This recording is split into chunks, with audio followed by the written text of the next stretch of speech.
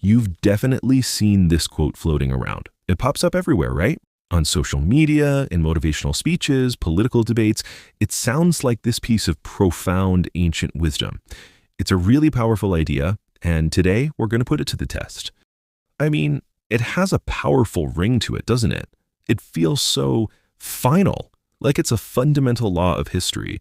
But what if instead of just nodding along and reposting it, we actually stopped for a second and asked a couple of really important questions? And yeah, these are the two big ones we're going to explore together. First, is this cycle even real? And second, if it is, which part of it are we living through right now?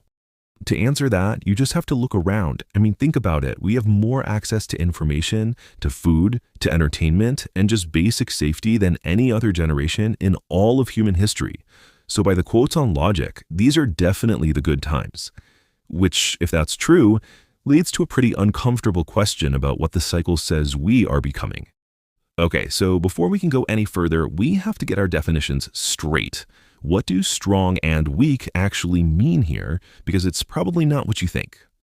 In this comparison right here is absolutely crucial because it reframes the entire conversation.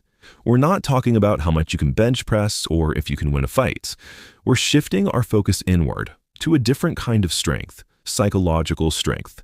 We're talking about character, and we're talking about resilience, the ability to just endure.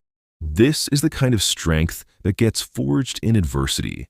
It's what happens when you don't have a safety net, when you learn deep down that if something needs to get done, you're the one who has to do it. It's that mental grit to just push through. And that brings us to the other side of the coin. Weakness in this cycle isn't a moral failing. It's not about being a bad person. It's just what happens when that muscle of resilience never gets used. It just atrophies. So when real hardship finally shows up, and it always does, there's nothing there to meet it. So does this pattern actually hold up in the real world? Let's look at a really powerful example from pretty recent history. Think about the generation that grew up in the Great Depression and then went on to fight World War II. Those were without a doubt hard times, and they created incredibly resilient, strong people. That generation, in turn, built decades of unbelievable prosperity, the good times. Their children and their grandchildren, well, that's many of us. We grew up in those good times, which forces us to ask that really uncomfortable question at the end of the timeline: where does that leave us? Because a really strange paradox has emerged. As our material comfort has gone way up, so have our rates of anxiety, depression, and loneliness, especially among younger generations. It's like we have more than ever, but somehow we feel worse. And this isn't just a feeling. It's a common observation. You can ask teachers, college professors, employers. You'll hear it over and over. Many of them will tell you that there's this growing fragility, a real difficulty in just handling the basic, everyday setbacks and uncertainties of life. So the really crucial question is how? What's the mechanism? How do good times, something we all want, somehow end up creating this weakness? It isn't magic. It's a process. It's honestly just like a physical muscle. If you never exercise it, it withers away. When a society works really hard to remove all the small failures, all the boredom, all the discomfort, it's also removing the training ground. It's preventing its people from ever developing the mental and emotional muscles they need to handle real adversity. Our brains are literally wired for this.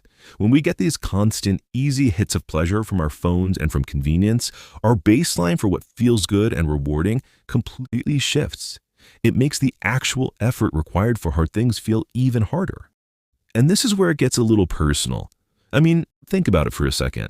When was the last time you were truly bored, with absolutely no screen to immediately escape into?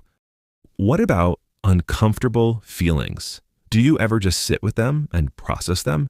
Or is your first instinct to grab for a distraction, a video, a snack, literally anything to make it go away?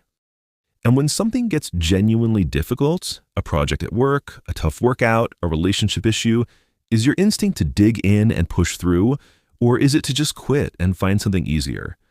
Our whole environment of comfort is constantly training us to seek the easy way out. So if our environment is basically making us weaker, what can we possibly do? Are we just doomed? No, not at all. But the solution? It's probably not what you'd expect. You have to intentionally put back the resistance that society has so conveniently removed. You have to actively seek out the discomfort that your comfortable life allows you to avoid every single day. And it is so important to understand this distinction. This is not about self-punishment. It's not about being a masochist. It is about training. Just like when you lift a weight that feels heavy, you're choosing short-term discomfort to build long-term strength and capacity. And this training can start really small. It can be as simple as turning off your phone for an hour and just sitting with your thoughts. You can be finishing that book you got bored with just to prove to yourself that you can. Or maybe it's owning up to a mistake and taking full responsibility instead of making excuses. Even just having that awkward conversation you've been putting off. Every single one of these is like a rep at the gym, building that resilience muscle. And here's a really crucial clarification. This is not a call to be cruel or callous. Real strength isn't about tearing other people down. It's about having the capacity to build them up.